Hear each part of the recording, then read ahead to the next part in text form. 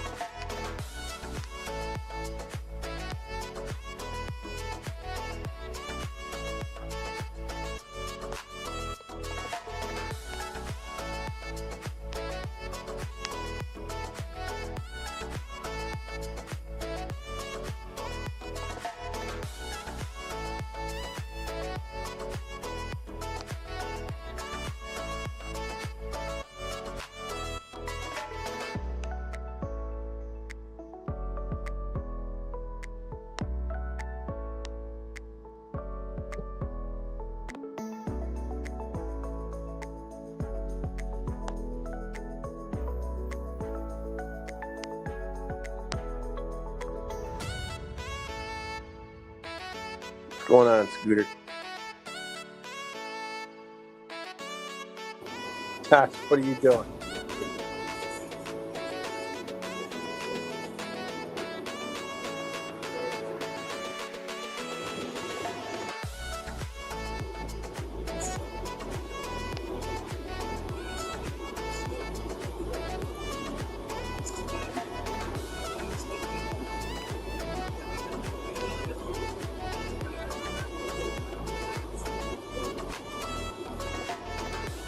Josh, you're driving, dog. Hello? Yeah, hello. Hello? What are you doing?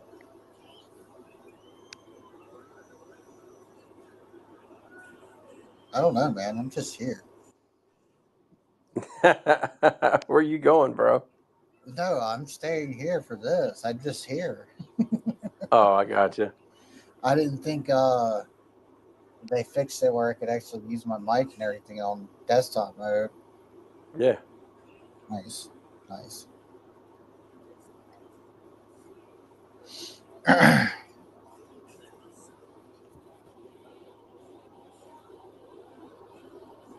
God damn, everybody gets pushed down on this, man.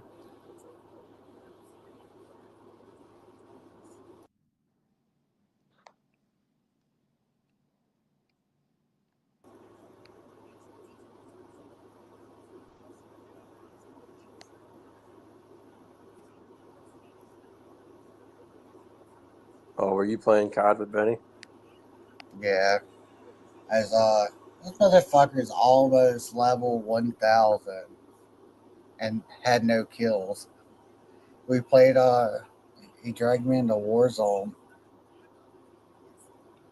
I said, how are you gonna be almost level 1,000 and not have no kill? Play Resurgence. Yeah, bro. He does some goofy shit. Said, I don't know why you picking on me. It's like, no, I'm not picking on you, but just saying you're almost level 1,000 and My no man, kills. my man is like the encyclopedia. He's terrible at shooting, and we both know that. But I said, I stopped playing this game for how long? And I came back and I still kill people. I said, what's up with that, Benny? I said, meta this. I said, meta nothing. he doesn't have an argument back to that. He's like going,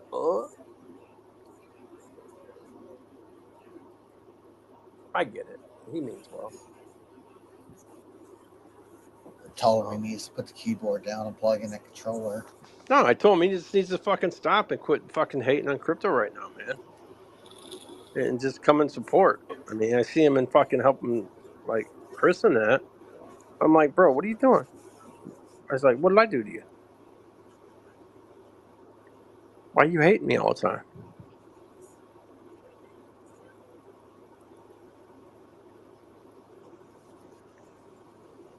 You know, we host these spaces all the time, and he was good with it, man. But I don't know. Maybe I didn't give no love to him. I don't know.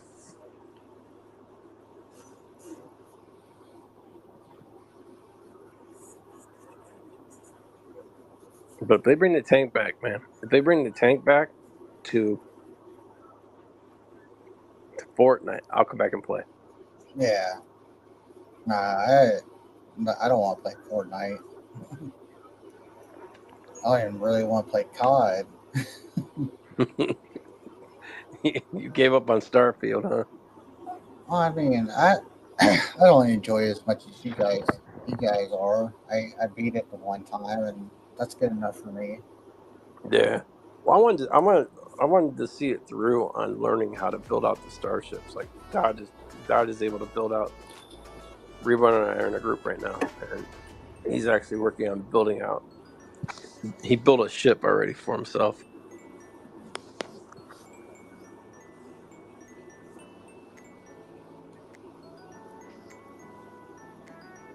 That's all I want to be able to do, man. Is just do some stuff.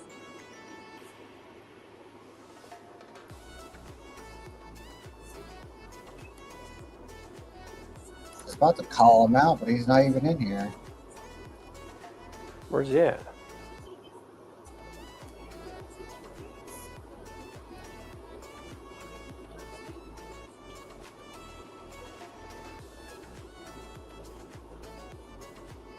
Bubble tea, a fucking spliff, and some jewels. 1, 2, 3, 4, right. Someone said that's $100 in groceries for the day.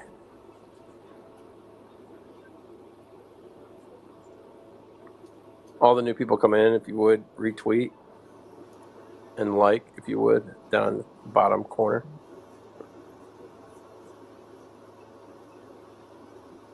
Oh, what the fuck is this, dude?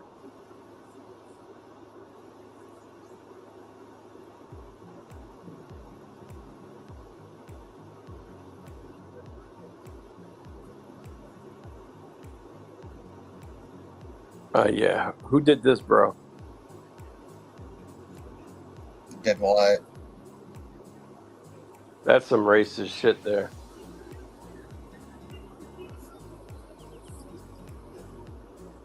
That'd have to be something Ben.East has done.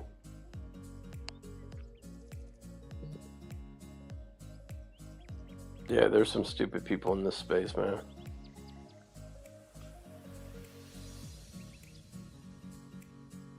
There he is. There's Action Jackson. Look at him with his fucking bunny.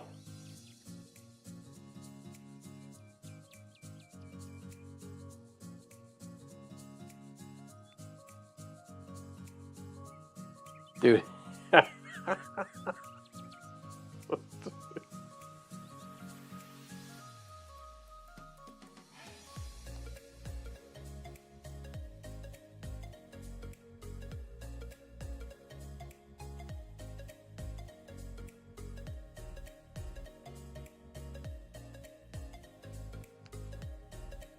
He called Jarvis out, man, on Twitter. It's the last thing he did almost a month ago. He called Jarvis out.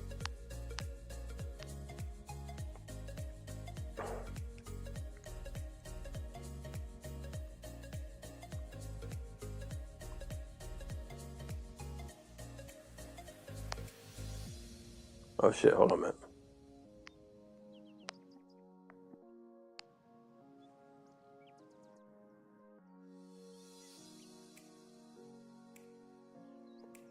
All right, we have Bitrock here today. Oh shit, I muted everybody. Oh no. I'm learning. I'm learning how to fly. What's going on, bro? Hey man, how's it going? Good. Welcome back to life. First of all, hope your health and hope you're healthy and safe. Yeah. And hope all this is good. I didn't know you. I think either my phone timer is off or you started early because I found the space has already started. But yeah, sorry for the delay. No, you're fine. You're fine, man. No, I Yeah, gotta send thanks, man. invites out anyways, man, so it gets crazy. Oh, sweet. Yeah, sure. Take your time. Yeah. No, you're fine. I like to start a little bit early. That way I can get the invites out and we can get everybody sent out. Yeah, fair enough. And that way it's just not blow the doors open and let's go.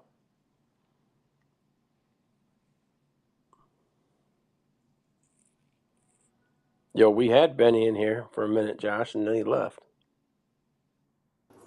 Coward. He's a sissy. Coward. Is this thing still working or what? Yeah, it's working. You're working. You're talking. Okay. I just don't see anything. Okay, there it goes. There it goes. If everybody would like, retweet, please.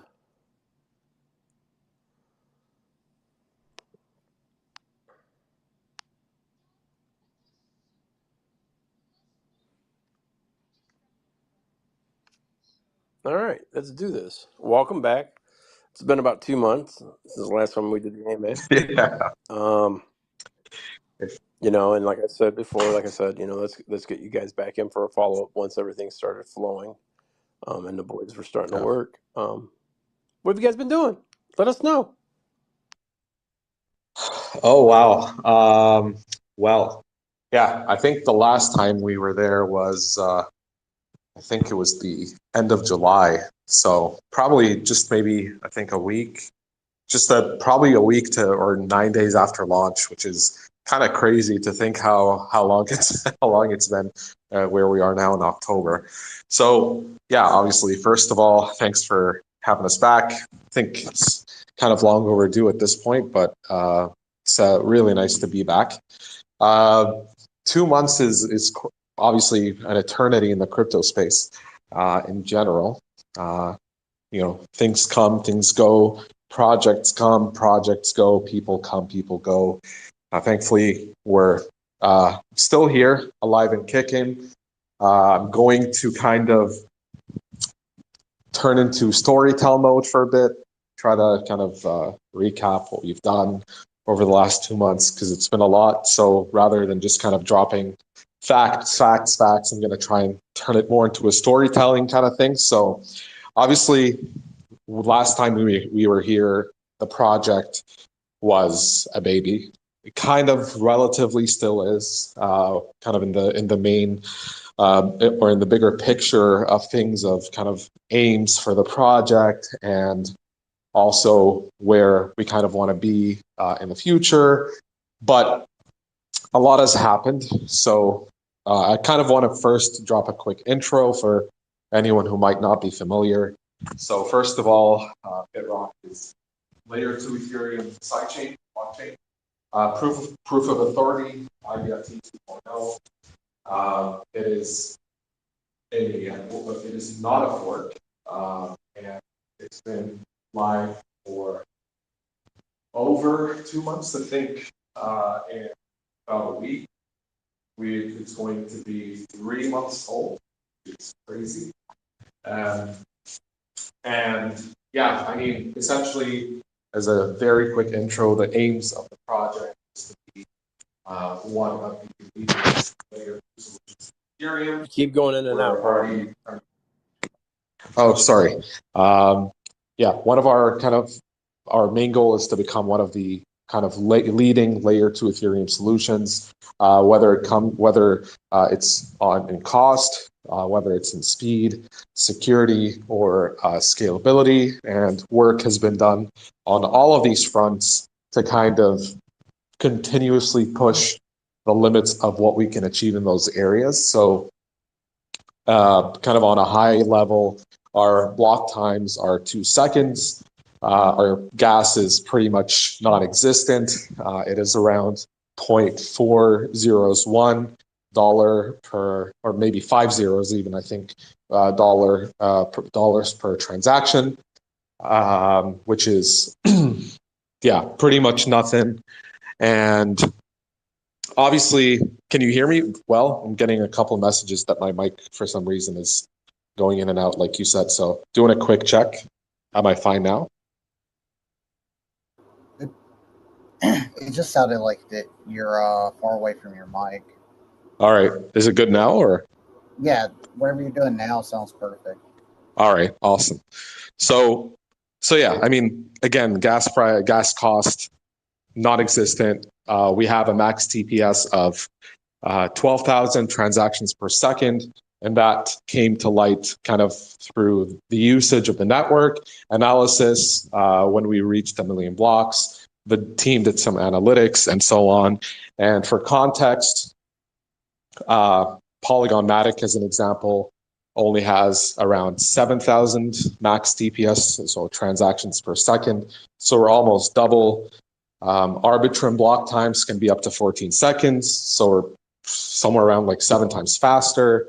And again, when it comes to security as well, the team essentially completed an audit with CTD-SEC, and CTD-SEC is one of the leading auditing firms in the crypto space. They've worked with Ethereum, Ripple, DEX tools. So one of the many kind of efforts of the team and the project to kind of align itself with solid partners who have a good name and have good brand value and brand recognition as well.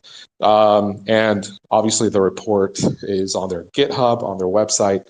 The audit score is 100%. So every single scenario that was tested was passed. And the reason that's the case is not because there were never any issues or things that could have been improved. Of course, there's always things to improve in terms of kind of vulnerability and security and stuff like that. Part of our deal with CTD-SEC was for them to have a cybersecurity team assembled to monitor the network in real time. And that is still ongoing. Of course, it doesn't stop. But part of it is also for that team to implement security updates and enhancements to improve the infrastructure and layers of security on the network. So essentially, that was done during the auditing process by their team, and of course in collaboration with the Bitrock dev team. And the goal of that was to essentially get as high of a audit score as possible, which is essentially what we did or what we got. Again, we aligned ourselves with pretty solid, whether it's Twitter accounts or CT, whatever you want to call them, calls and stuff like that. More of a kind of long-term strategic partner onboarding process. So the project, since I think day one, has never really done much of the whole, when marketing, Telegram call, shill channels type of stuff intentionally, because number one, that's kind of for more hype-based marketing, which is fine. It depends on the project, of course, and we don't trash that. But at the same time, for the type of investors that we want to get as well, we want to make sure that we kind of get people who take their time to actually do research on the project through more informative posts that our partners share and through word of mouth and trust within inner circles, because there's all sorts of private lounges and kind of private whale groups and wallets, that stuff like that go based on word of mouth more so than kind of just straight up shilling. And those tend to kind of be heavier wallets that help the project, but also more long-term minded wallets as well. And I think one of the earliest partners that we've had is Rude. Obviously, he's been our partner since I think a weekend, maybe even earlier from the project. So I'm really happy to continue this partnership. And he's a great example of someone who's benefited the project greatly. And it's not just about kind of bringing more investors simply into the project. Our partners or the partners that we try and find are also people who have connections within the industry, whether it's to help with listings, whether to help with integrations, whether to help with further partnerships as well with people who would not normally be approachable or reachable by traditional channels or through traditional channels per se. So again, Rudes has been one of those people who's helped us with connections as well. So it's not simply just about kind of having the whole marketing thing and that's it. It's a more holistic approach of a partnership. The team kind of, again, in efforts of security, they did a KYC with Assured DeFi, and Assure DeFi are they have a reputation that precedes them. So they've worked with the FBI, they've worked with the U.S. Attorney's Office and multiple other government entities and legal jurisdictions in terms of essentially addressing or having control over crypto scams, or helping address essentially in case projects that are KYC through them pull a rug or stuff like that. They actually do something about it, and we've hosted them multiple times on our AMAs, and obviously they've hosted us as well. So they've shared a lot about what they do already. So I don't need to really go through that. We have an AMA with them. Whoever's interested can go check it out. But again, the team obviously passed the KYC. So we have that under our belt as well. And I mean, I kind of want to go more into the blockchain side, but that's my thing. Because remember, one of the talks that we had in private with everybody in the team was it's DeFi. Yeah. You want to onboard as many protocols as you can to get more eyes on you. You know, I think that was one of the best pieces of advice I gave those guys. And in a sense, what have you guys been looking to onboard from other, we'll say, successful chains out there that may be coming over for you guys to, you know, coming over in the future, things like that? Yeah. So first of all, I mean, kind of going more onto that side of things, onto the project side, I kind of want to preface this by saying that the mainnet has been live for quite a while, and obviously we've had quite a few projects there, and the projects on chain, essentially for new projects, generally speaking, kind of go into two different categories. And the first one is the unofficial projects, which are essentially your random team. And by random, I'm not kind of adding a negative or positive connotation, just people we don't know, launching whatever they want on the chain. It is a blockchain. They can launch whatever they want, whenever they want. No endorsement support, or most of the time, even knowledge from the Bitrock team at all.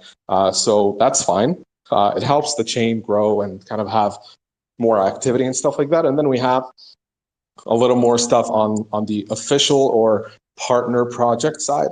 And of those, we have 3 so far. And what I mean by official or partner project is teams who want to launch projects. And I haven't gone to existing projects just yet, but new projects that want to launch on the Bitrock chain. So that they would approach the Bitrock team for a partnered kind of launch or strategy. In the sense of being vetted, they have to be vetted. So they do a KYC as well. There's a kind of contract analysis phase as well.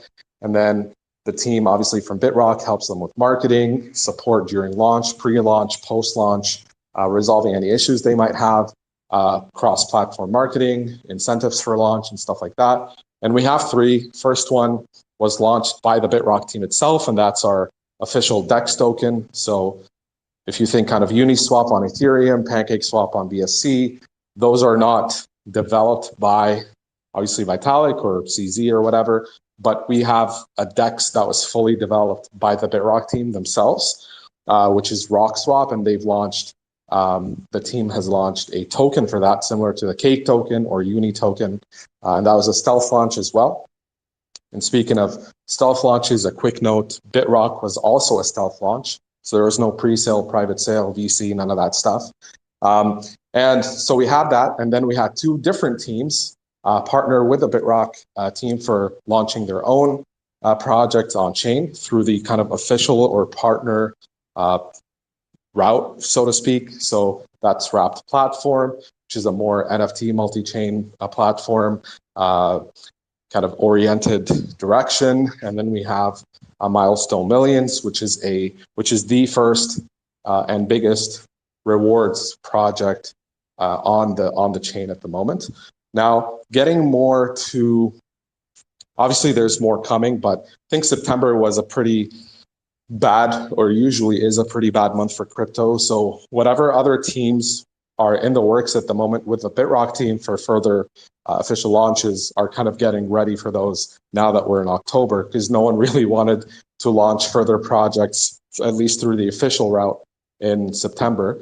But again, kind of going more to other projects. So the team currently has a couple that I've heard of, a couple of kind of existing projects, more utility oriented, that are existing on other chains. So you have stuff on Base, you have stuff on Ethereum, mostly Ethereum as well, but we do have maybe one or two that we're looking into on Base, where essentially there is a possibility of value added by bridging to the Bitrock chain. Some have approached the Bitrock team themselves. Others have been approached by the team. So there's ongoing discussions where we're kind of discussing, or the team is discussing, the synergy that would essentially be a reason, or let's say yeah, I mean, I guess the word is a reason to kind of have them partnerships have you come guys over. accumulated for, like, we'll say, I get what you guys are doing, but have you guys, I know that you guys onboarded Pink Sale, right? You onboarded Saul with Yeah. DexView. Has Saul been integrating? Did he integrate Bitrock for launches off of his platform for you guys? Yeah, he did. Okay. So So have you just guys quickly kind have you of guys listing reached out off to, his, like, yeah. maybe Chaz from Unicrypt or the DX team, DX sales team? Yep, that's it. That is in the DX sale. I have to check in with the team, but I know that the team is already in talks with Unicrypt. Okay. So yes, that has happened. So that's one thing, obviously. And then you have Pink Sale, like you mentioned. There's DexView, Dex Tools, and that was, I think, part something that you helped with as well, which is great. So Dex Tools, we have Gecko Terminal, we have Bitmart with the mainnet integration. Right. There's Sphinx. There's a whole bunch of different integrations. And again, right now we're kind of diving more into not just those types of platforms, but also wallets, because yeah, obviously right now people are mostly setting up their the Bitrock chain as a custom chain on their wallet, whether it's Right. Coinbase wallet, MetaMask. Yeah. So it would obviously help to kind of have that directly as something that's integrated, that they don't have to create. It is obviously doable to create it right now as a custom chain, but in the efforts of having longevity, recognition, and seriousness and professionalism and so on, and continuous development too. The current discussions we have with Trust Wallet is that the blockchain is going to be integrated very soon. We also have, I believe, news about SafePal potentially as well. So yeah, and I don't want to kind of say too much about that because it's early days on that right now, but that's also in the works. And MetaMask, I kind of want to put on the back burner because I mentioned this in previous AMAs. MetaMask is one of the hardest wallets to get integrated on as a new chain. They didn't even really integrate the BSC chain until I think like earlier this year or last year maybe. So that's crazy to me. And then you have Coinbase wallet and so on and so on. So we do kind of want to tackle the major wallets. And then you have your kind of more like really niche DeFi wallets. I can't think of any. There's been a few that were raised in the chat before by users and stuff like that, and the team will eventually look into getting to them. But I think to kind of reach further adoption, we kind of want to tackle, the more kind of known wallets and then kind of go lower. So yeah, I mean, there's that too, and integrations potentially with Dex Screener, which has been ongoing. I'm going to switch gears on you. How quickly are you guys on the Rock Swap? A project launches today. Yeah. They're out longer than 24 hours. How quickly are you guys integrating their logo onto your swap? Their logo? Yes. That depends. If you're talking about unofficial projects, those don't get their logos on the swap because it's not whitelisted. But if we're talking about the official ones for Rocks, the three that I mentioned earlier, it's been either a few hours to a day for the most part. So their project comes through, they want to drop on your guys' chain. So you guys are Yeah. making them wait, and then you're assessing it. It's not a waiting process. It's more of a downtime process because that whitelisting does require a bit of downtime. It's very brief. Most people wouldn't notice it, but we try to target kind of like the least actually active hours of the swap to kind of not disrupt as many people as we can. So it's really more of a optimization kind of thing rather than a process which actually takes a full day. So the whitelisting process doesn't take that long, but right now with every consequent project or subsequent project that's been whitelisted on RockSwap right now, the time frame to get whitelisted has been getting increasingly smaller. So at first it was a day, then it was like half a day, and then it was like just an hour, a couple of hours or something like that. So it is getting less and less, but again, it's kind of a balance between not disrupting people for a minute, 2, 5 maybe, rather than kind of making them wait, because a lot of people tend to ask, but we're realizing that people don't actually mind a few minutes of downtime. I suppose it kind of comes down to eventually having a process where we don't really need a downtime or minimizing that downtime. Whereas as the adoption grows and so on, we'll have a bigger and bigger user base. So the potential for disrupting people kind of becomes an issue. So yeah, I mean, it won't take that long, but it's kind of a decreasing time frame with every launch. So Okay. And right now, officially, there's just how many swaps are over there on Bitrock? Well, there's one official one, which is RockSwap, and then you have others that we're integrated into. I believe there's like maybe 2 or 3 others. Obviously, there's the Sphinx Swap, there's Apple Swap, and there's one more that I'm missing the name of right now. But there's 3 that have integrated our chain. Obviously, there might be more that we are not aware of. But again, it's kind of like an aggregator. So there's multiple different swaps where you can kind of aggregate the transactions from a chain. So it becomes as we grow and grow, there's more that will just randomly integrate our chain. Apple Swap, for example, is one that we did not ask for. We just woke up one day to announce an announcement from them that it's been integrated, and we're like, oh, okay. And we shared that. And yeah, obviously, in terms of further platforms or swaps, which you can kind of swap on, but they're not really just swaps. We have obviously DEX tools, we have DEXView as well. So those are obviously you can use them there or you can use the chain there, but they're not purely just swaps. They have a swapping functionality as well, though. So Okay. And then I'm trying to think here. Damn it, I'm having a brain fart. now you're good. Take your time.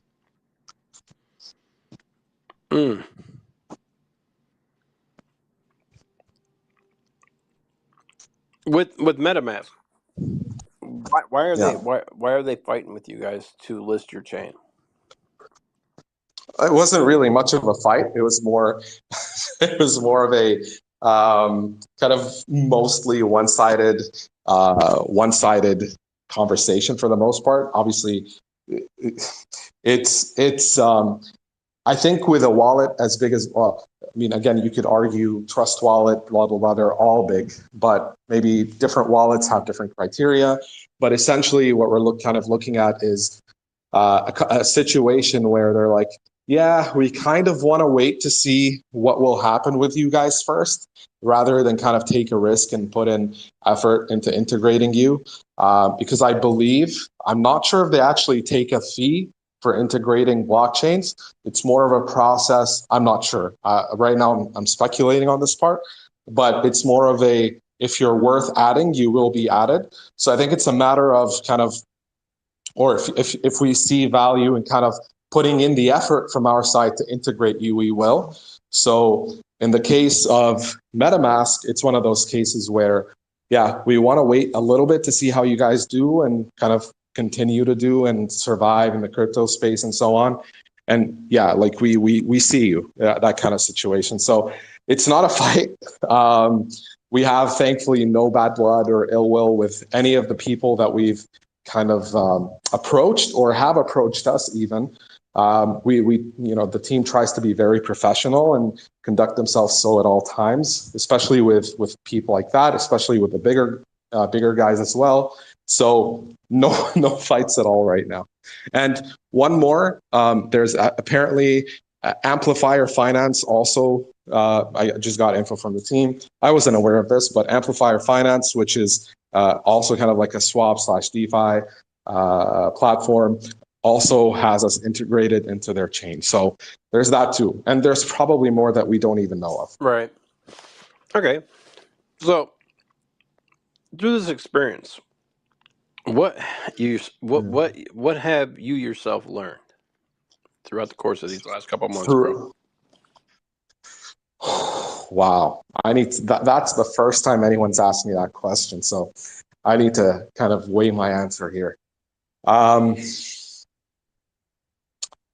Okay. I'm just kind of thinking out loud as I go here. So the first thing I learned is number one, or arguably the number one thing that matters in a project is its team. Well, whether it's a meme project, utility project, but especially for utility projects, because with meme tokens, you can agree it depends on the community. If they're hyped, even with a good team, or if they're not hyped, community-wise, even with a good team, it's going to zero. But with a utility project, the speed of the team, the activity of the team, or the activeness, and the reactiveness and the proactiveness of the team make a huge difference. Delivery time, commitment to promises, or delivering on deadlines that are kind of given. So kind of in a big picture, or in a kind of more broad terms, the team. The team makes a huge difference. They can either make or break, especially for utility projects, they can make or break them. So to me, the importance of continuing to kind of, even through the tough times with tough times performance-wise, or with struggles in development, it's important to kind of maintain those core principles from the teams, and not kind of project that frustration in case of any, or project any type of despair onto the community, because in the crypto space, that stuff is extremely contagious, and it can really put down the community, and in turn, that's obviously going to affect the performance of the project.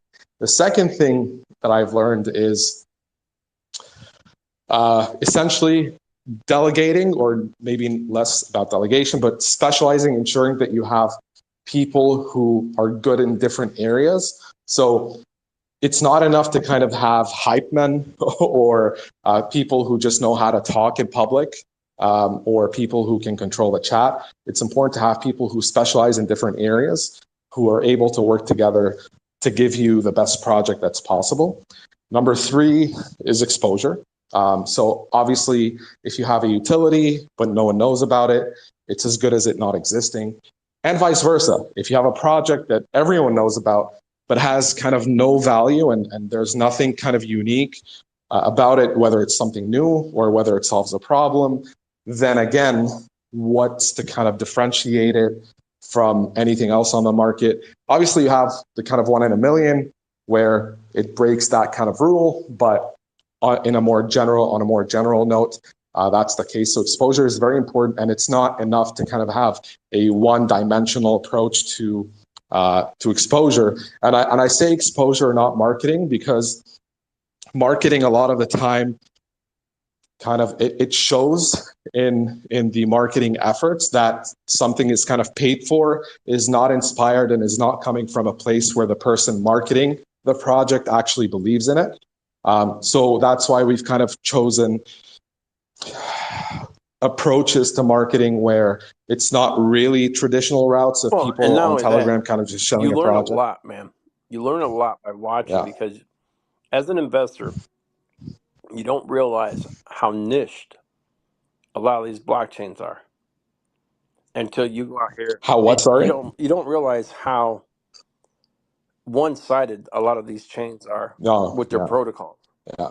Like these motherfuckers try to stay so loyal, and that's why I've said all along, you know, with Bitrock, they were one of the first teams that I spoke to in a long time in this space that realistically will listen, and then they attack, and they're not afraid to ask because if they don't know, and that's what I like because I'm the same way. And then, to me, I think Yeah. realistically, we need more. We need more chains like that in this space with teams that are realistically willing to listen to the community. Ask the community, And their partners. you Yeah. know, because Yeah. ETH people just they got niche. They got how do you want it? They clicked up, and all those fucking Yeah. projects that are over there wonder why they struggle or why they can't get past certain barriers. Is because they don't go out here and they do not multi-chain.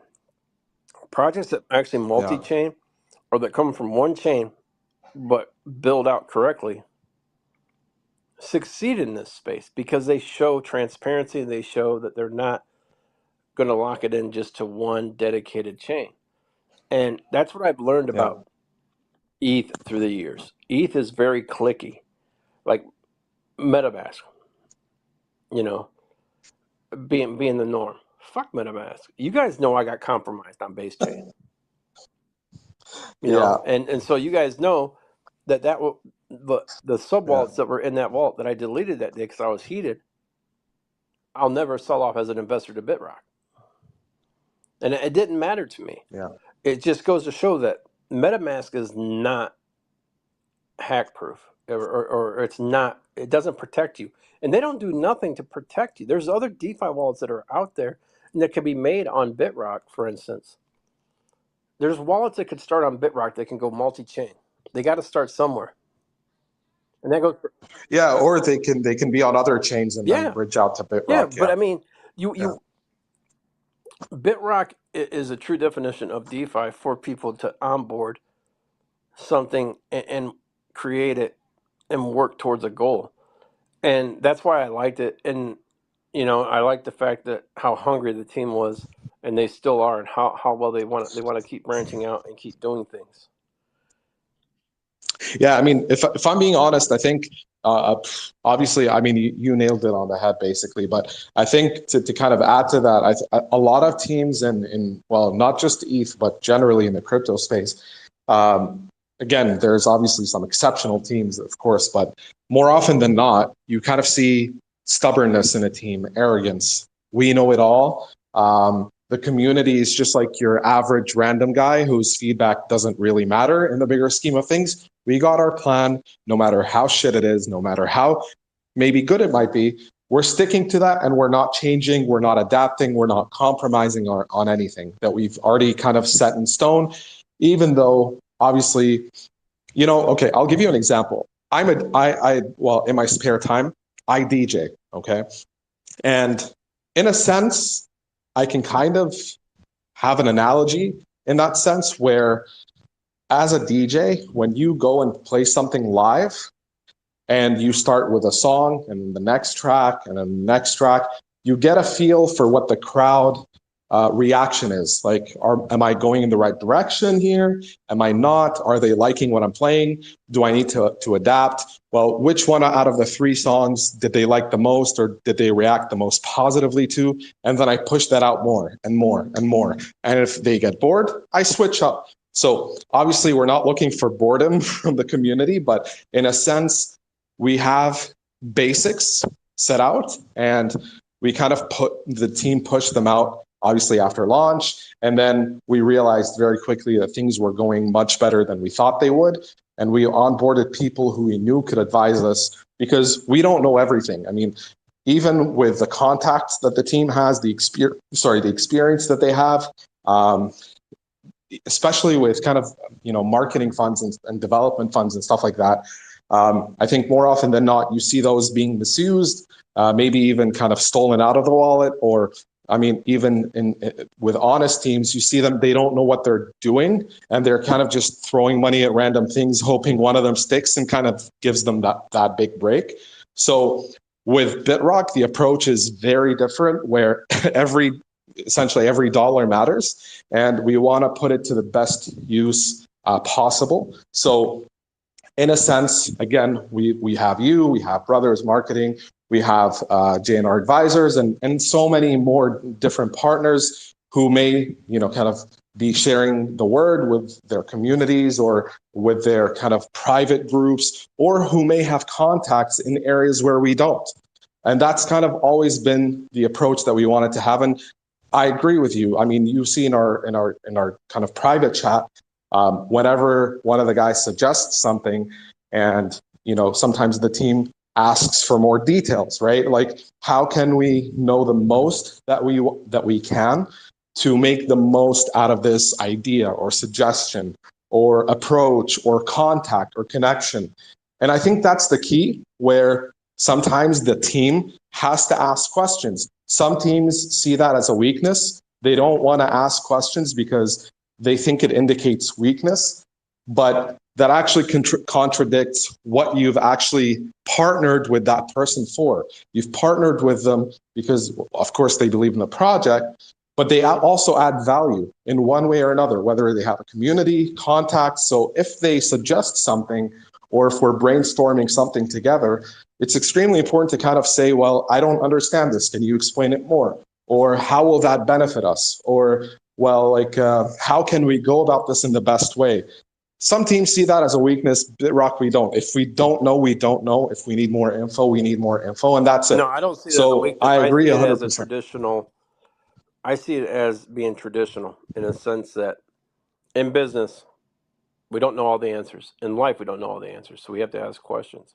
But in crypto, people got this conception that everybody fucking knows everything, yet nobody needs to ask questions. Yeah. And that's the shit that really irks me the most in this space. Like, before I came in here for today, we were in my lounge talking. I had the VC open, and we were just conversating. And it's interesting to learn what other people think. And what people don't really understand is crypto has to be treated like a business, because going forward, if we're going to get through the traditional banking system structures correctly, if we're going to get out to retail right, teams have to stay the fuck together. It can't be just a 15-second mindset and then it's fade to the next thing. People got to come correctly. They got to design it like it used to be in crypto, where one team, one chance, one project. And they used their community to their Yeah. advantage, and they did a voting structure. Like, the one thing I would like to see as a community member, okay, I would like to see more maybe taking into the community votes to see what maybe they may want to onboard, like, say, like an NFT platform, or what type of protocol would they like to see. Do a vote and bring these guys in, because not only are we investors, we also believe in the project. You'd be Yeah. so shocked, bro, how many of these projects I've seen through the years flourish with that. Take Terra Luna, for instance, bro. We all knew that Ronaldo knew that bitch needed a 100 billion market cap to fly, right? But people on the Yeah. side, people that were in that bitch in the trenches, they were cold-heartedly believing that motherfucker was the Messiah and was never going to get dethroned, right? Yeah. And that was because they Yeah. made everybody's voice feel like they were part of the team. I think that's the only thing I would ever say to these guys is, if you do that, Fair enough. Team, I hope you're taking notes. yeah, you guys will fucking. Yeah. And I still stand 10 toes, 2 feet on the ground, that Bitrock will be a blue chip, because the team is one of the most transparent teams that I've met of any EBM chain. AVAX, all these fucking twats are arrogant and they're bitches. And if you want a true definition of a DeFi chain, you have it right here in Bitrock. It's a catchy name. Here's the thing, right? I mean, when you talk about other chains, and whether it's AVAX or otherwise, and you kind of get to a different level, and I say that not necessarily in a bad way. I'm saying that obviously they have their major scale projects, but with that, what comes is people obviously in a more corporate structure, a much bigger workforce, who have very specialized tasks, where there's kind of no you don't have the exposure to the community. I mean, maybe a community is probably not even existent in that case, but except for maybe announcements, but you don't engage with the community. You have people who are, the people in kind of the working level are very specialized. They can't really engage or even see feedback from a community, or they're very narrow-minded. They're like, well, I'm in a big shot project. Why should I listen to you? Who the hell are you, right? And the higher ups in that corporate structure, well, they don't even care. They're making their money and stuff like that. So there's really no incentive to kind of listen, or maybe even have a community in the first place, or even listen to them if there was one. Whereas with Bitrock, the difference is our goal is obviously to reach that level, but in a DIY almost kind of way, or in a do it the hard way kind of way, where we start small. You learn as you grow, and that grounds you and that humbles you, and that shows you that you have a lot more to learn. And at the same time, you realize that actually the community has a lot that they can give me I make my community happy by listening to them, giving them what they want, if it adds value to my project, if it makes sense, and if I can deliver it. And at the same time, I make the community happy, and I add something to my arsenal eventually to kind of grow the project more and more and more. So that's the approach we're taking. It's doing okay so far. But obviously right now market conditions are pretty, they're turbulent Market to say the conditions are least. fine, bro. Seriously. Yeah, they're Conditions are turbulent. They're good. fine. They're not the Everybody worst. just gets this mindset that they have to follow a chart. Bro, Yeah. this is the time where people are educating, building correctly, like you guys are. And that's it. They're educating and they're building correctly and they're onboarding properly. What people don't understand is with more money comes reckless abandonment at a larger scale. Yeah. We want this now because it allows projects such as Bitrock, such as, I'm going to put another one out there. These are the only two truly that I will speak about in my portfolio. Bitrock and Caspa.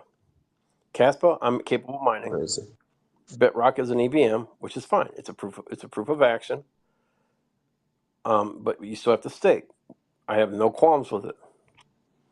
The ones that I do have problems with have always been, like I've said along the way, are these ones with exchanges that have their own token, such as Binance, such as like KuCoin. Yeah. These guys are realistically going to have to fucking do something extravagant to appease holders. Eventually, like anything, an agreement runs out, a contract runs out. People are going to take profits on those motherfuckers, and they're going to bang hard. And mark my words of what I'm saying today. From a legal standpoint, you're entitled to do what you need to do when an agreement's up, such as what happened with Terra. Of course. Yeah. And so you don't see Bitrock out here shaking people's hands trying to bring large volume in from ventures. They're trying to do it correctly, and I appreciate that, because most at any given time, because the VCs start lurking right away once there's just a little bit of traction. Back when we had the good run up, right? I'm not stupid. I know how they all work, and I was glad to see that the team steered the ship correctly. And that's the one thing. That's why I was like, look, man, I want to partner with you guys for as long as I'm in the space going forward, because I feel like you guys are going to be one of the teams that's going to flourish, such as like Spinks also. Spinks is going to flourish too because of everything that they produce. And you guys are right there starting to gain traction on that. How's RockSwap holding up right now? Yeah, it's doing very well. I think most people, if not, well, I don't want to speak for everyone, but the sentiment is that most people are pretty happy with it, not just on a swap or DEX level, function wise, but also on a token level as well. I think we about two maybe 3 weeks ago, we rolled out a V2 of that. Obviously, V1 was perfectly fine.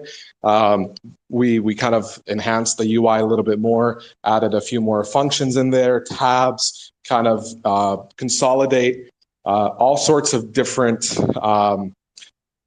access points to different functions or dApps or whatever you want to call them on the chain, such as the staking, your token builder, your pools eventually, and stuff like that, onto one place. So we had a lot of performance enhancements as well. And the UI obviously was top notch. Well, now, if I do say so myself. But yeah, so the RockSwap development is ongoing. Obviously, we have the multi-chain or cross-chain integration ongoing right now. It's been ongoing for a while, but obviously when it came to, because that's more of a strategic, or let's say a more long-term, quote unquote long-term, maybe a couple of months, maybe a few months, but that type of development where it requires a lot of effort, oftentimes, we kind of we wanted to also deliver things in the short term. So we did that, then kind of also work on the multi-chain, then deliver something, then go back to the multi-chain, and so on and so on. So the multi-chain is ongoing, or the cross-chain layer is ongoing. It's going to be on RockSwap, so it's not obviously a different DEX. It's the same DEX with an added cross-chain layer, where obviously I explained that before, but you'd be able to buy stuff on different chains and then use Bitrock for gas. The gas would be equalized into Bitrock. You paid in Bitrock. You don't have to kind of switch between different swaps or go through exchanges to buy stuff on different chains. You can do it all on RockSwap. So that's in the works, and that's something that I think is exciting, not just for the team, but for the community as well, because that's something that would add a lot of value to the DEX. And with that comes value to its token and stuff like that, with additional utilities similar to most other DEX tokens, farming and pools and blah, blah, blah, and all of that type of stuff. So it's holding up great. I think we've crossed over 60,000 transactions. Obviously, that's maybe not a large number for a blockchain, and that's conceded, of course, but we're excited about that because it's a proof of kind of concept, and people are using it, and people are doing transactions, and it's nice to kind of see people dive into their own adventures on the chain where, yeah, let's hunt for a new token and, try our luck out. Or, yeah, I want to kind of buy Bitrock, bridge it over onto the mainnet, and then use RockSwap for whatever. So it's nice, really, really good to see. And at the same time, we have our Explorer as well. Speaking of V2s, yep. Our Explorer, yeah, that's been live. The V1 has been live from, I think, day 3 of the project, even though the bridge itself wasn't live, but we had an Explorer ready. And I remember you specifically saying that was one of the reasons you really liked Bitrock, was because the Explorer was live with the mainnet. And the team, I mean, obviously, V1 had a lot of, not issues, but there are a lot of things that could have been improved, especially on the visual side. So that was worked on in the last week. It's been out for about a week now, and people are extremely happy because it's not just a UI revamp to kind of look a lot more professional, a lot more user-friendly to the eyes as well. I'm getting old. So it was nice to see, but obviously also DJ, on a more... Now you're getting old? What are you going to need? What are you telling me? You need glasses or something? Hey, man, what's to stop me from being a 50-year-old DJ, huh? You could be hitting the fucking granny faces, dog. But no, honestly, I think that the most exciting thing for me personally in that V2 was the on-chain analytics. So there's a lot of info graphically and numerically as well on how many holders, how many live contracts, how many active wallets, so many, the growth of a token based on certain metrics. So many different layers metrics or KPIs to kind of inform people on what's happening on the chain, and in specific on a project level as well. And I think that's something that people don't really leverage a lot. Investors, your average investor, I don't care how many holders this project has had an increase of over the last X number of days, but these things can help maybe more experienced investors make better decisions, and that's there for anyone to use. So that's been out, and obviously there's a lot of stuff coming as well. But yeah, man, like there's development going on all fronts, even for existing utilities and for additions to existing utilities, improvements to existing utilities, and fully new utilities as well. So very exciting stuff. I'm sure you can feel a passion in my voice. No, and I do, but that's why I ask you. That's why I ask you the personal question, because it's like a lot of people Yeah. don't take the time, and a lot of people by this time have already done team changing and shit like that, and you guys have stayed together. So Yeah. if you guys, No, there's been no additions to the team. No one gone from the team. It's the same team. And I mean, if anything, we've had new partners, which is something obviously well, let me ask you that this: we're happy how about. did Yeah. you guys did the Mexi? That's not on the Yeah. BlockChain, is it? That's just the ERC side, right? Yeah. Yeah. Okay. So have they already tried to pull that trump card yet? Now that we're listed on the Uh, ERC side, can we go ahead and let's go ahead and run it on the Bitrock side? I think I have to check in with the team on that one. I think there's integration talk with both MEXC and BitGet, both, because ideally we want to have our chain integrated on every exchange that we list on. There are different factors like timelines, funds. There's obviously kind of discussions on also liquidity and stuff like that. So that type of stuff is still ongoing, but yes, it is. The conversation has been started. Okay. Yeah. I mean, does anybody? I'm going to open this up.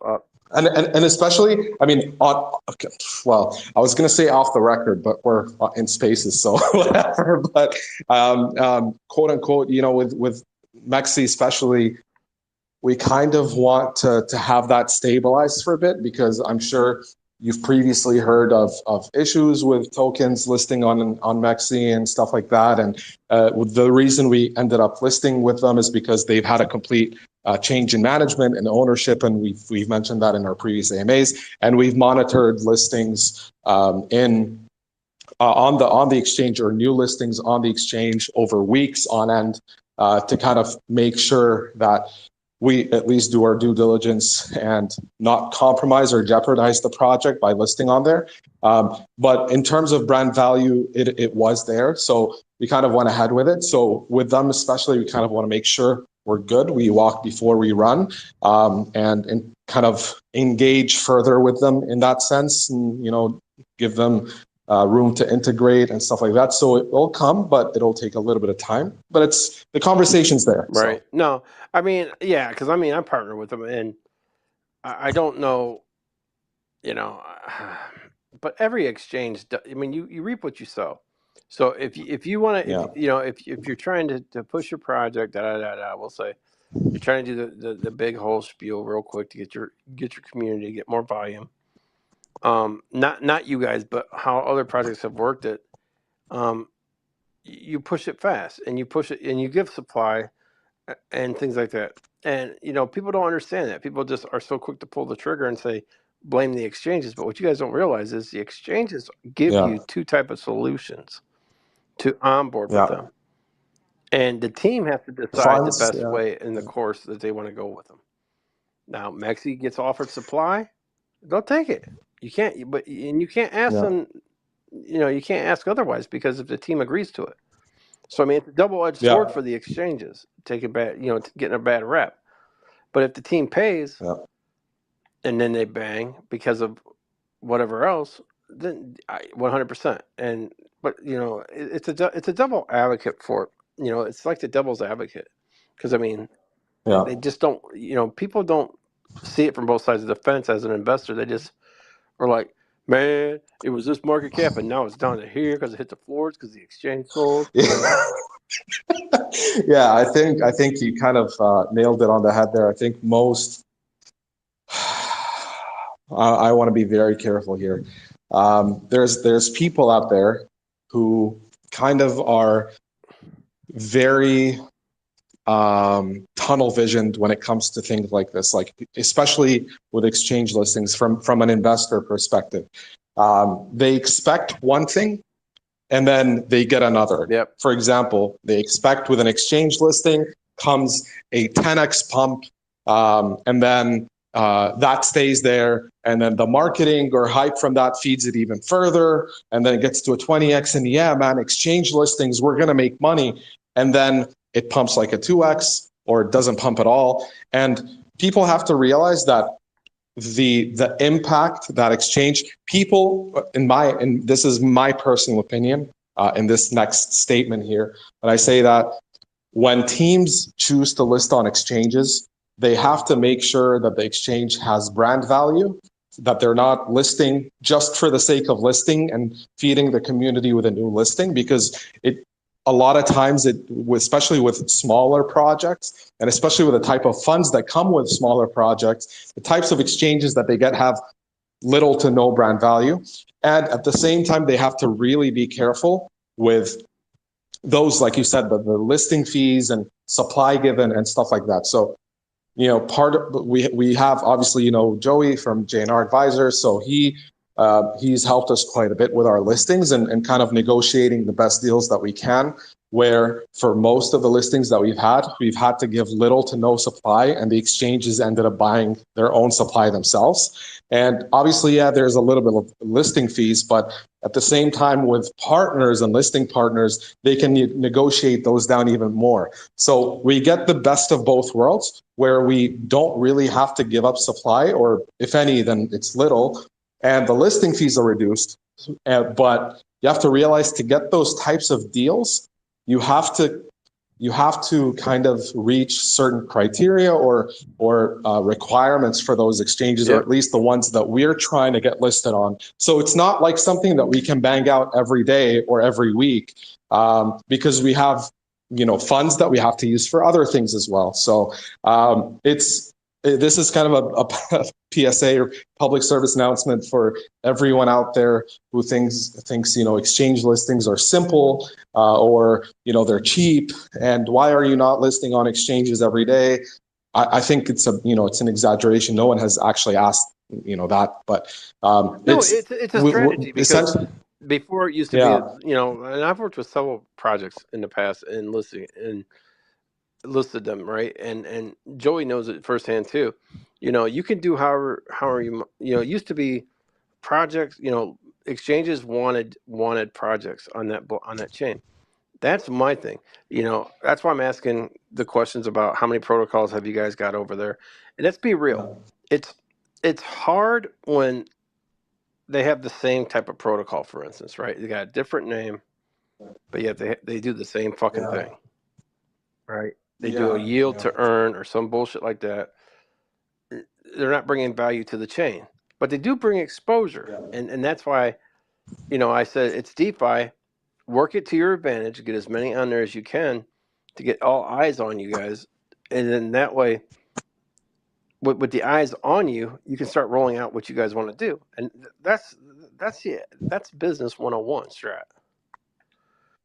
Definitely. I think, well, to kind of have that exposure, and also to have diversity on the chain with different value adding protocols or utilities or stuff like that on the chain is something that's very important as well. We just don't want to kind of just do something or bridge over a project for the sake of it, because, we can say that we've bridged over. It has to actually add some value. Right. And of course, that's the team is working on that. But the thing is, when I say team, I think many people don't actually realize how many people work with Bitrock. So it's not just, the guys who, Bitrocker and so on. It's not just those guys. It's also, whether it's me on the AMA front and PR side and stuff like that. It's also the partners, our listing partners, our marketing partners, our connection partners. There's so many people. It's actually a really synergistic team, and it's very diverse. And we're happy to have people who specialize in those different areas and have lots of experience behind them, especially you, for example, to kind of give us as many different things to work on at the same time as possible, and so many different potential avenues to have value added to the chain, or Well, with you know why listings, that is, bro, platforms, right? It's integrations, because I projects. physically have went out, like I built my businesses in real life on my back, bro. I've went out here, I did the grit. My feeling was if I had something of value, I would be able to market myself correctly.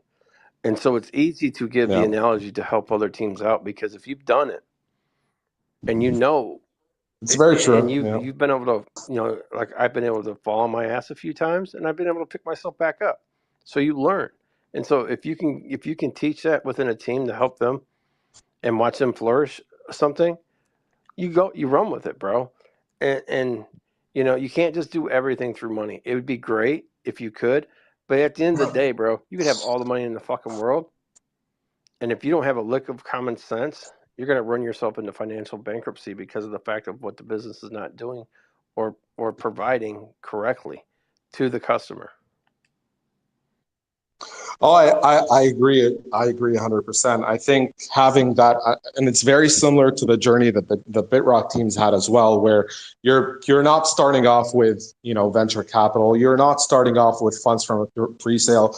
You're purely starting off based on the value of what you've already developed ahead of launch, which was the blockchain and everything that you continue to build. But you have to have something to give. You have to have, and not just anything. You need to have, you're going to try, well, maybe, in our case, it's worked well, but in real life with business, a lot of the time, if you don't have something that resonates with people, and even if you do, it has to come at the right time, you're not going to succeed.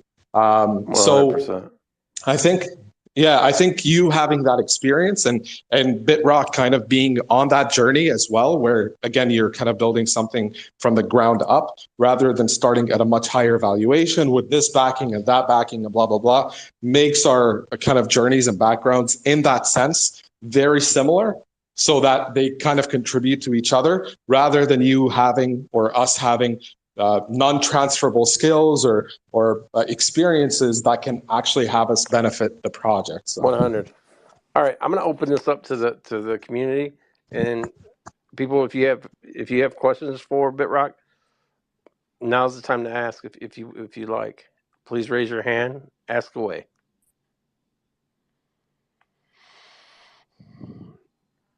Go ahead. Hi, good afternoon, everyone. Thank you, Ruth, for You're allowing me to welcome. speak. Bitrock, as far as your plans, as far as your public marketing, what are your goals for the next 3 months?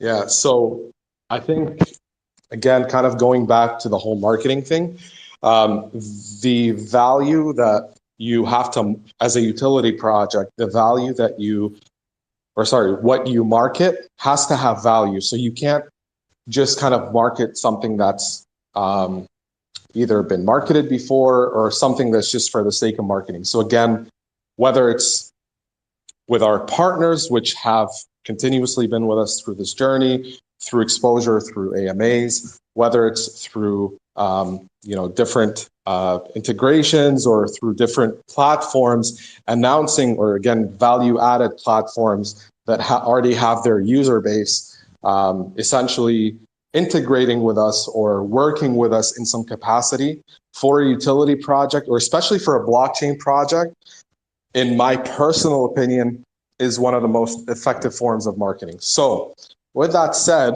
we always try to align the marketing with or the major marketing with milestones. Obviously, we have more supportive things like whether it's YouTube videos or posts from X, Y, and Z. But again, they're more informative educational posts rather than simple chill posts. This is in a dip right now, go buy it. We don't do that type of stuff. So the team, from a team perspective, the team's goal is to have enough developed on a continuous basis to have something to market when those things come out. So whether it was the rock swap or it's V2 or the V2 Explorer, whether it's the multi-chain DEX, whether it's the token builder, whether it's the other utilities, NFT marketplace, all and all the other things that are coming as well, or integrations with different platforms, which are still continuing. Those are all considered, especially when they're publicized, those are all in a way considered marketing as well. So that's why the team is continuously tackling integrations and also bridging or in discussions for bridging over different protocols or different projects that have kind of survived the test of time for a while in the crypto space, to kind of bring those over, because with those come their user base, and with that user base come potential investors. So rather than have someone jump in for a quick 2x from a dip, it doesn't really make sense for a project of this market cap, and especially for the type of investors that we want to attract, without having to go and chase those bigger investors who are going to ask for X amount of locked tokens. They're going to inject quite a bit of money, sure, but they're going to ask for X amount of tokens, which we don't want to give them because they're just going to end up dumping them. And that's been kind of the ethic of the team from day one, which is why it was stealth launched in the first place. So I hope that made sense to you.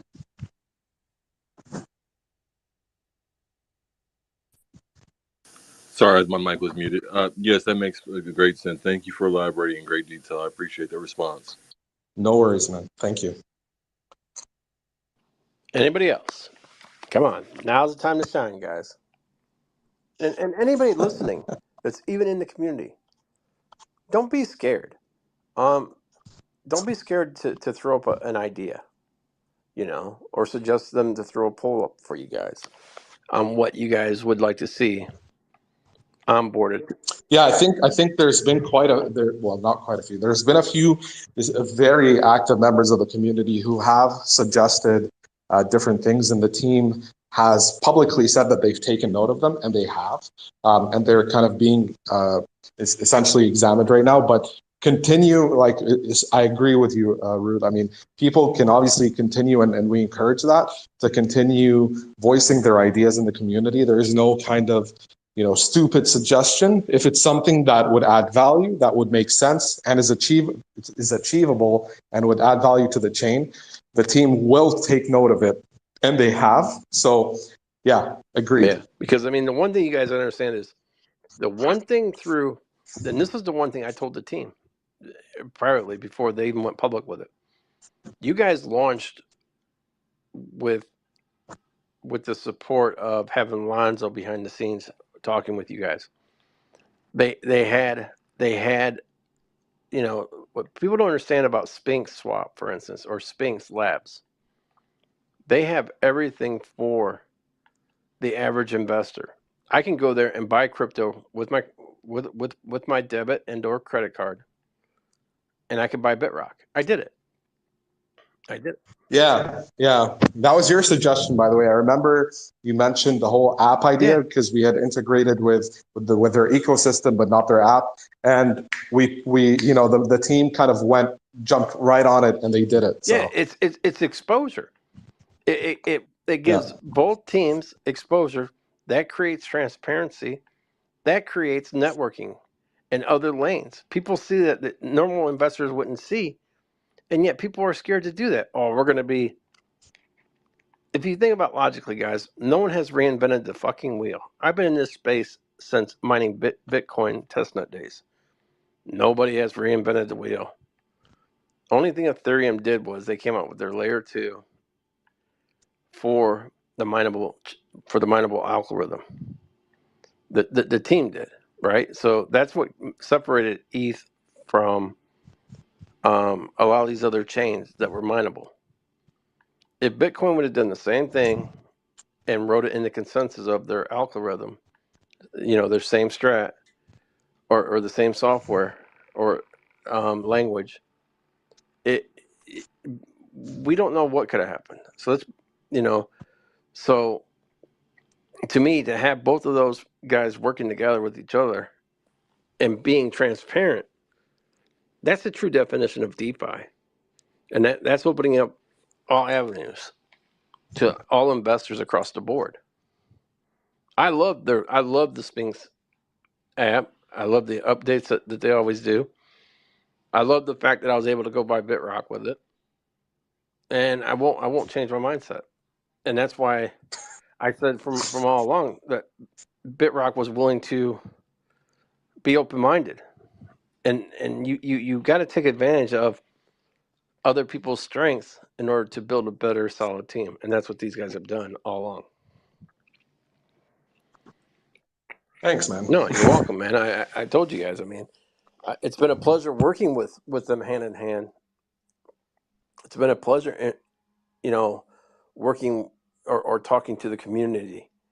Those guys are always friendly, and that's one thing I can say. I mean, it's been nice because I'm not the run of the mill of a degen. I'm a miner by crypto standard. I mine all stables, but at least Bitrock is doing something that I can appreciate in the sense on a layer 2 side is, people say, oh, we need to get to these governments, things like that.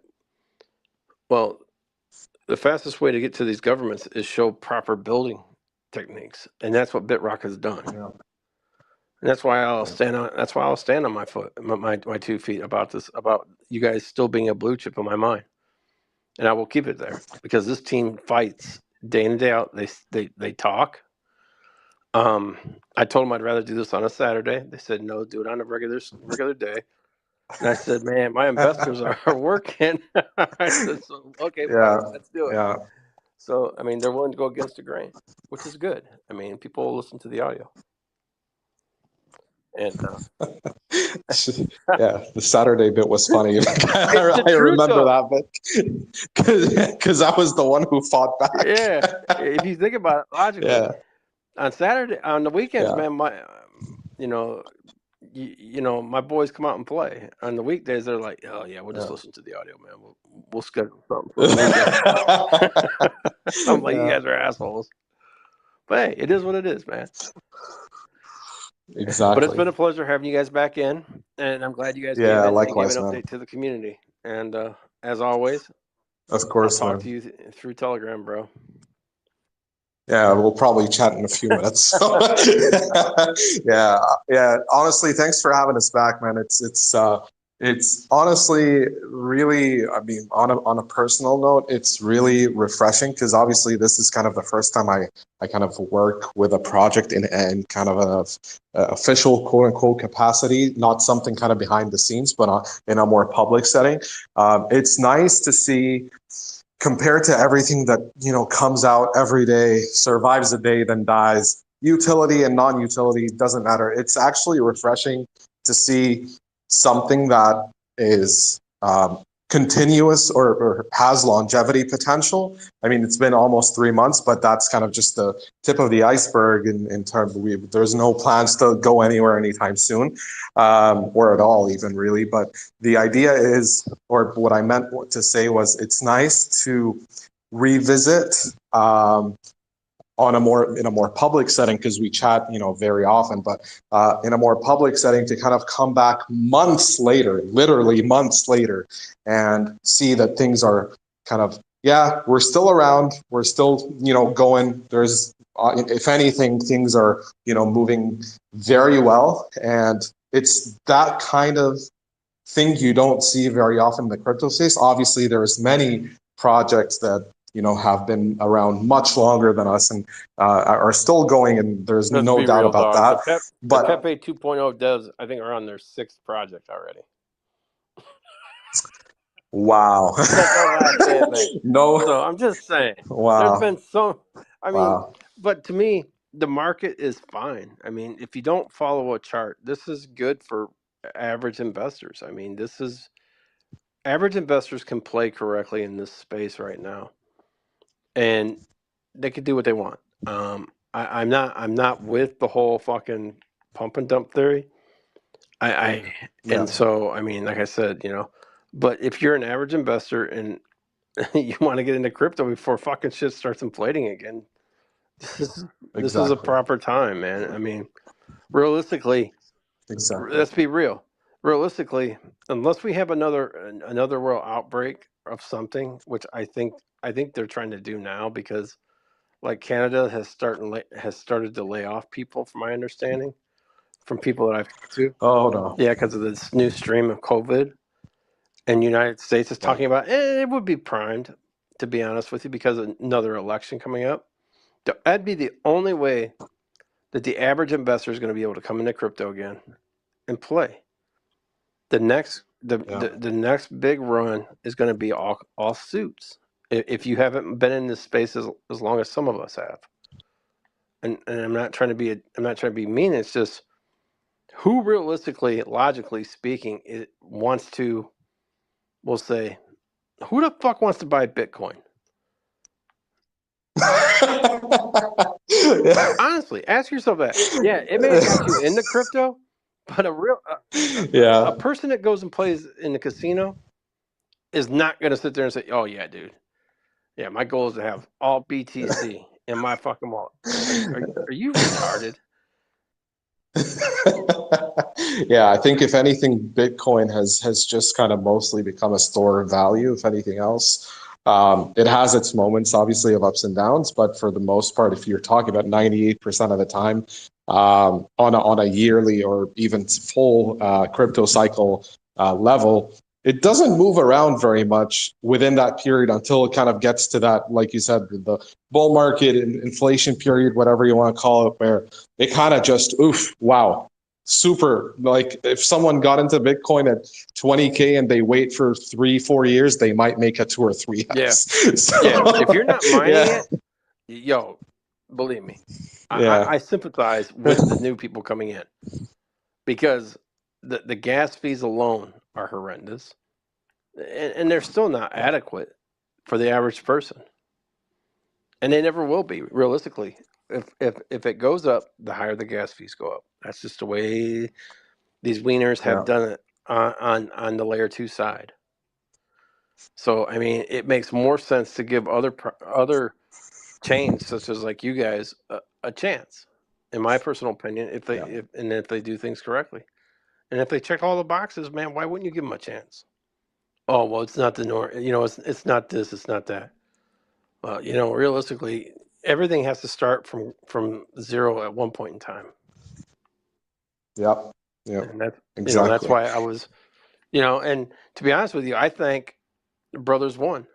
If it wasn't for Brothers One and Joey, you guys we never would have crossed paths.